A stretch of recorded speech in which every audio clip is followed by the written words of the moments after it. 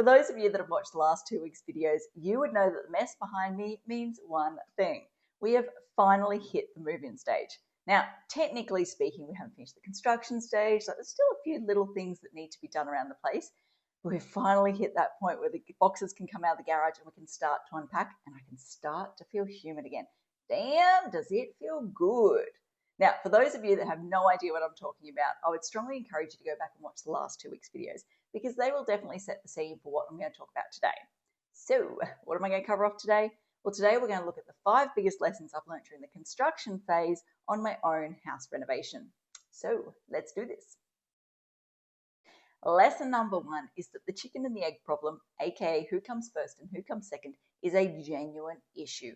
You cannot overlap people, whether it's consultants or tradespeople. The double handling will send you batty. It sent me batty, and it will haunt you from the very beginning right to the very end. I am still being haunted by this damn issue. Now, there is so many different examples that I can share with you guys, or stories that I can share with you guys, but the one that I think highlights this so perfectly is the man cave. So last week, I think it was, maybe the week before, anyway, one of the previous videos, I shared the fact that partway through construction, we decided to build an extra room into our garage void space or roof space. As you do, I mean, this seems logical, right? Normal, yeah. Anyway, point is, we were faced at that point when we were trying to decide, do we, don't we? We were kind of faced with this chicken and the egg scenario. Do we go and apply for the town planning approval to see if council will approve it first? Or do we get the structural engineering done first so we can get the costing done properly so we can work out whether we can actually feasibly fund this extra room? Now, in that scenario, we're like, well, yeah, we don't want to pay for council if we can't afford it, but we don't want to pay for the structural engineer if council's not going to support it because we were going to go 3 stories. And back then, we're talking like 2 years ago. Maybe it was 2 years ago. Anyway, it's irrelevant. A little while ago, height was a much, much more controversial thing than it is today. So there's this genuine question of will we or won't we get it through council. Now, in that scenario, the outcome or pathway that we chose was a little bit easier for me because obviously I could do my own town planning and therefore the town planning fees were reduced. And also, if we didn't happen to get it done, I could chalk it down to a learning experience. So I could go, hey, I could test a few different ideas, different ways of trying to argue the height stuff. If it doesn't work out, then I know that for future client projects and all of that sort of stuff. So in that scenario, we decided to go down the town planning route and then hope like mad we could actually feasibly pay for it and we weren't wasting all of that money down the track. But yeah, I think that perfectly sums up this whole chicken and the egg scenario. And I now warn clients, you will be faced with this multiple times.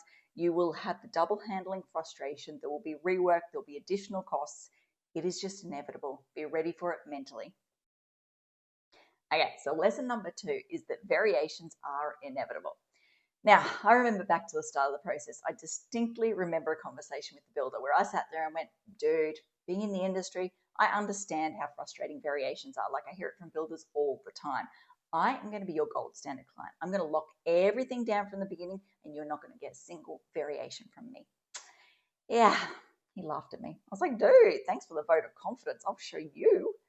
Yeah, no, he showed me. He well and truly showed me. Now, I haven't actually gone back and asked this question because I don't think my ego is ready to handle it yet, but I'm pretty sure if I was to ask him how I posed or how I went, he would go, yeah, you're my worst client to date. Like, I had a bucket load of variations. Now, what I've learned through this process is that variations come about in 3 key ways. First and foremost, when it comes to renovating these old girls, nothing will go to plan. You will always uncover surprises along the way that will force you to pivot, change direction, all of that sort of stuff. Number 2, in this post-COVID world, we are inevitably going to be dealing with material availability issues, material increases, like we got the fuel crisis recently, the war in Iran, all of that sort of stuff is going to mean that you're going to be faced with the decision to tread water, change directions, all of that sort of stuff. But the biggest one of all, and the one that I am most guilty of, is expectation creep. Yeah. At the start of this process, I was like, I am so happy to go basic betch when it comes to the stone or the tiles or any of that sort of stuff, like spend X dollars a square meter on this, Y dollar a square meter on that, like go for it, happy days. Yeah, as the project started to come to life in front of me, my expectations changed. I started to see how good it could be, what the potential was, and I wanted more. In particular, when those damn stack of doors went in the back, when I'm editing the video, I'll actually take a photo or maybe I'll do a video, I'll find something, show you guys what I'm talking about so you can understand why I did this.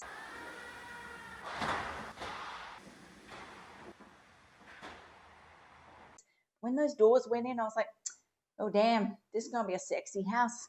This sexy house cannot have sexy doors with a shitty little bit of stone. We've got to up the stone. We've got to go top-notch stone. Next minute, and I'm embarrassed to admit this because it just feels so over the top. I just can't believe I did it. But next minute, I found myself flying to Sydney for a day to go view a piece of stone that I hadn't been able to find anywhere else because it was so incredible. Yeah, when you see this stone, you'll understand, guys. But yeah, the point is, once I had the doors, I needed the stone. Once I had the stone upgraded, I needed better fixtures and fittings. And then it just snowballed from there. Talking to a heap of design professionals lately, and talking about this issue in particular, they're just like, oh yeah, that is the way it always happens. So I'm like, oh, thank you. At least it's not just me. At least I'm not being this over-the-top person. But yeah, point is, now when I'm talking to clients, I make a point of saying, be ready for the variations. Some you can control, some you can't control. You just got to be ready for those conversations because, yeah, they're challenging. There were so many moments through this process where I was just like, boom, boom, boom, I'm on fire, I'm making so many decisions, I'm being uber decisive, like this is so good. And then there were moments where I was just like, decisions, no more decisions, please. There were so many nights where Luke came home and he's like, what do you want for dinner? And I'm like, food, feed me, brain hurts. So what I learned is that decision fatigue is real. And in particular, it's the smallest decisions that will be the most draining. So I knew going into this whole process that deciding what floors we were going to have or deciding what walls we were going to have, those big ticket items, they were going to take up a lot of brain power. But I was not ready for those small itty bitty things, the things like tile placements or PowerPoint placements or which light switch is going to connect to which light or that barbecue, the damn barbecue. Oh, I hope I still have the photo. I'll go back and have a look. There was one moment where I turned up to site and there was like 4 or 5 guys crawling around this little barbecue trying to work out how do we get this little curve to happen. I think there was like 3 separate meetings where they tried to work it out. One itty bitty little curve. Or the tiles. I'm sure I had like 2 meetings about those tiles. I turned up one of them. We were here for 2 hours talking about tiles in the ensuite. And I'm not talking about all the tiles. I'm just talking about the wall tiles. You sit there and you go, okay, well, if we start with a full tile over here, by the time we get to a window, it's an itty bitty little sliver. That ain't cool. Okay, let's go back to the beginning. Start with a half tile. Get to the window. We're looking good. Get around to the mirror. Not so good. Back to the beginning. That process took forever. I remember, I think it was like the second meeting or one of them anyway. I was driving home and Tom the builder calls me and goes, so, you know how we spent like 20, 30 minutes on that one wall in the main ensuite? Yeah, turns out it's actually VJ sheeting and it's not tiles, so we didn't need to consider that one at all. And I was like, if you don't laugh, you cry, right? Like, I cannot believe we spent so much time talking about tile lines and where they were going to go, only to put all of that in the bin. Yeah, it's the littlest decisions that will drain you the most. So yeah, I do warn clients now, be ready for that. Be ready for the fact that there's going to be weeks where you just want nothing to do with the house because you're so exhausted. You do not care. You just need to try and push through because those decisions matter at the end of the day. Now, this next lesson is one that I was actually aware of at the start. But the problem is in those moments of decision fatigue, it kind of just slipped my mind. So what's the lesson? Well, quite simply, never trust an itty bitty material sample. Never trust these bad boys. See, in the moments where I was thinking clearly and I was on fire and I was being uber decisive, I knew not to trust this bad boy here. I took the time to drive into the city to view the lobby of one of those high-rise buildings so I could see this thing en masse, just to make sure it was exactly what I wanted. Yeah, when it came to this bad boy here, I was not on fire. The decision for that one, that fell at a point where I was uber fatigued and I did not give a damn. Yeah, I still remember the day I turned up to site for one of my weekly meetings with the builder, saw the crate of tiles out the front of the house, and I'm like, oh, my tiles, this is going to be cool.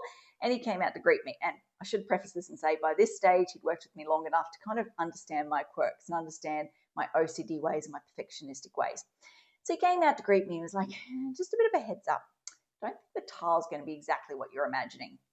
Turns out this grey boy right here, yeah, has a lot of black streaks through it. Now, thankfully for Luke and I, when it was installed, we stood back and went, actually looks pretty cool. I mean, it ties in with the black fixtures and fittings. Actually worked out quite well, but it could be a very different story. So I now tell clients, first and foremost, never trust an itty bitty material sample, but try to set yourself reminders so you keep that front of mind as you're going through this process. Because as I said, it's so easy, especially in those moments of decision fatigue, for it to slip your mind and for you to fall into the trap of, oh, I'm going to get a grey tile. You don't end up with a grey tile. Lucky last, lesson number 5. Now, in hindsight, this lesson probably would have been better suited to the very first video that I recorded. It's the video where I talked through the 5 biggest lessons that I've learned as a town planner, which have kind of shaped or changed the way that I operate my business. However, this is honestly the biggest lesson that I've learned throughout this entire journey. So it felt kind of fitting to wrap up this video series, let's just say, with this point in particular. So, what is it? Well, quite simply, it is that bigger is not always better. Yeah.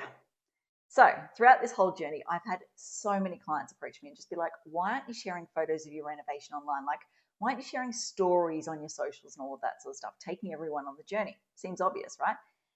Having had a chance to kind of take a step back, reflect on it, ask myself that question, go, why am I kind of holding back in that regard? I think the honest answer is, whilst personally I am so proud of what I've been able to achieve, like especially in the last few months where things have kind of really come together, I've taken a step back and just gone, damn, this house is hot. Like, it is cool. I'm riding high, loving life, kicking goals, obsessed with it.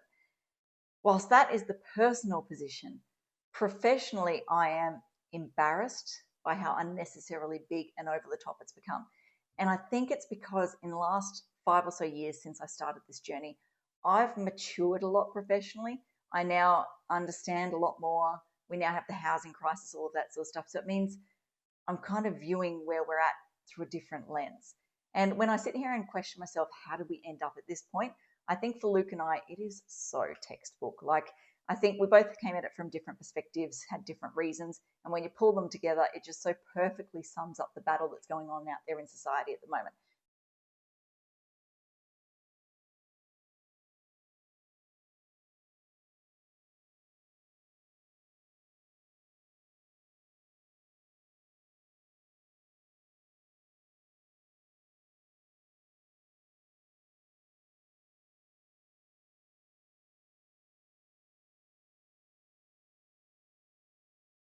So for me, I was like, Ashgrove. Ashgrove's a family area. Family areas need 5 bedrooms. 5 bedrooms need 3 bathrooms. 3 bathrooms, we need a double garage, etc., etc. It was like tick, tick, tick, tick, tick, tick, tick. We're 2 people, 2 pets, no plans for kids. Kids are just not my thing. No plans for kids. We do not need 5 bedrooms. Like, it is ridiculous. It is over the top. But like I said, those 2 reasons coming together just perfectly sum up the reason why people find themselves going down or playing into the bigger is better narrative. So now sitting there understanding that and having that, what's the word, benefit of hindsight, I now ask myself, what am I doing differently as a town planner as a result of having this knowledge?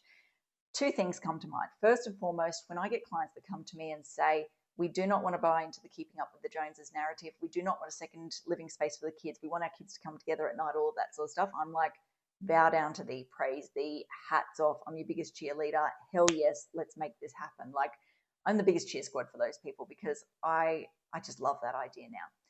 Secondly, when it comes to town planning, I am super passionate about getting a diversity and a mix of lot sizes, in particular smaller allotment sizes when it comes to developments. So I've got one client at the moment we work with regularly. They are pushing for, I think it's like 287 square meter lots in amongst some 400s, 450s and all of that sort of stuff. And I'm like, let's make this happen. Let's get this done because I think this is amazing. I think having those smaller allotment sizes in conjunction with good design outcomes, which will come through the more stringent sort of small lot rules for those in particular, the sub 200 square meter lots that are coming into the planning scheme. If you get that combination of smaller allotment sizes with better quality rules, you can get great design outcomes which force people to adjust their expectations. So in a situation where you're buying let's say a 287 square meter lot, you cannot do a 5 bedroom house, 3 bathroom, 2 garage, all of that sort of stuff. It just physically does not fit. So it creates a scenario where people essentially are forced to lower their expectations. We get more affordable housing outcomes, better design outcomes, all of that sort of stuff. So yeah, and I think the final point is I would like to think if I had my time again, and there is always going to be that personal professional battle, I need to acknowledge that, but I would like to think if I had my time again, I would approach it differently. I would find one of those smaller allotments that forced me to change my expectations and to live more appropriately within my means. Yeah, it's a hard pill to swallow. Oh. So there you go, the 5 biggest lessons I've learned through the construction phase on my own house renovation journey. As I always like to say, until next time, thanks for watching. For all you red tape lovers out there, I have one thing to say. Well, no, actually, I've got three. Number one, the advice provided in these videos is general in nature. It's not site-specific. You would be a silly Billy to go and make financial decisions based on this advice without first checking with the town planner. Don't be a silly Billy. Number two, Brisbane Town Planning is in no way linked to Brisbane City Council. The views expressed in these videos are my own, not council's. So if you don't like them, blame me, not council. Number three, what was my number three? Oh yeah, the views expressed in these videos are accurate at the time of recording. If you're watching this video back 10 years from now, the views may not be so accurate. That's all.